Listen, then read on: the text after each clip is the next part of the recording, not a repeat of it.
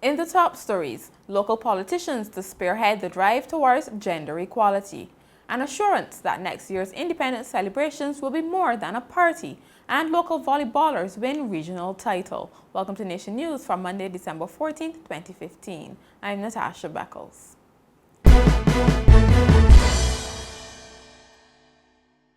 Four local politicians have been chosen as champions for gender equality in keeping with the United Nations Sustainable Development Goal number 5.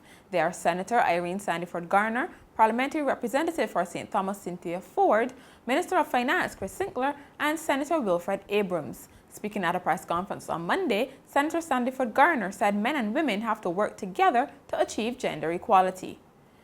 We have to all be on the same side, men and women. And the same side means we have to be able to support each other in our quest for equality, because we can't do it alone. For a very long time, it has been felt that we are the ones who should take the charge. And I'm glad that we have two male activists and two male advocates at a very high level of decision making in this country. The Minister of Finance is at the highest level of decision making in Barbados. Accept the charge. I congratulate them for being real men in accepting that charge and that responsibility, because budgets, planning and finance are an important area of our structure and our function, and the appropriate budgets have to be allocated when we're looking at gender mainstreaming, which you're all familiar with. It is at a micro level again, but these little areas prove to be exceedingly important. The champions are expected to use their offices and other affiliations to keep gender equality at the forefront and to persuade their colleagues to do likewise. The drive is being spearheaded by the Caribbean Policy Development Center in partnership with UN Women and the Institute of Gender and Development Studies. Air and seaport taxi drivers have turned to the Barbados Workers Union for help with what they say is unfair treatment. The drivers have repeatedly claimed that big tour companies are being given first choice for jobs, especially at the Bridgetown port. Speaking during a luncheon for retirees at Solidarity House over the weekend, BWU General Secretary Tony Moore told Nation News the matter will be advanced going into the new year. The out that some tour operators would have is that they intercontracts with the ships, and they have to pay X amount of money, and so they should have priority.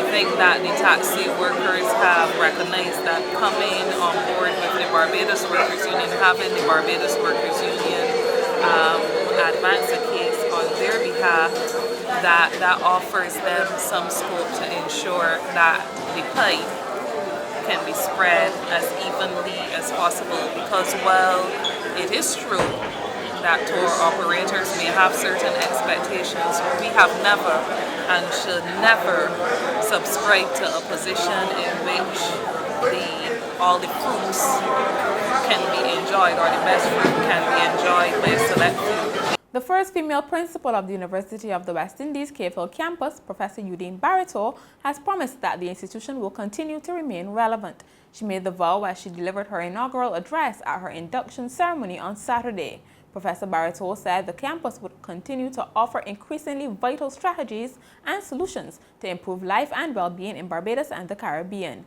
She said the university was set to vigorously enter the international student market while growing the English as a second language program. Barbados' 50th anniversary celebrations will be more than just fetes and revelry. Senator Dr. Esther Bayer-Suku, who is Deputy Chair of the National Coordinating Committee, said it would also be a time to reflect on what we have achieved as a nation.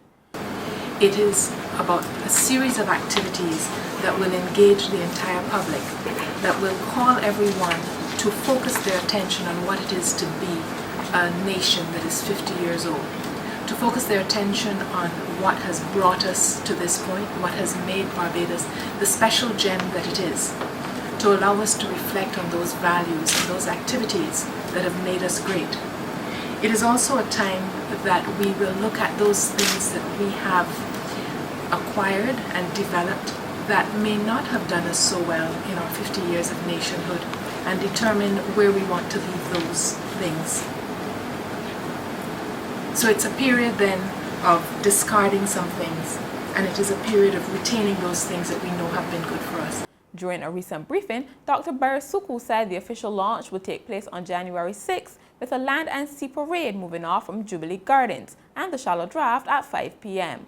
The procession will head to Independence Square, where there will be a multimedia concert and fireworks display. Director of the Psychiatric Hospital, David Leacock, says more Barbadians are taking their relatives home for Christmas. He said relatives are encouraged to invite patients out for a day or two, or even simply to shop, and over the last few weeks, many have responded positively. Mr. Leacock was speaking during a Christmas visit from Governor General Sir Elliot Belgrave over the weekend. This year's Love Day project has been deemed a success by founder Terry Mexican Arthur. He took to the streets of Bridgetown on Saturday to spread some Christmas cheer to the less fortunate, and he told Nation News everything went well. The team distributed over 125 hampers, and a number of children received toys, while the adults got household items. In sport, it was a successful weekend for Barbados junior volleyball teams as the curtain came down on the 10th Kosovo Championships at the Wilde Gymnasium. The boys celebrated back-to-back championships, defeating Trinidad and Tobago 25-15, 25-19, 25-22. They did not drop a set during the entire tournament and copped the lion's share of awards. Akeem Mears was named tournament MVP and best opposite, Paul Doughty was best setter, and Shamar Bishop best blocker.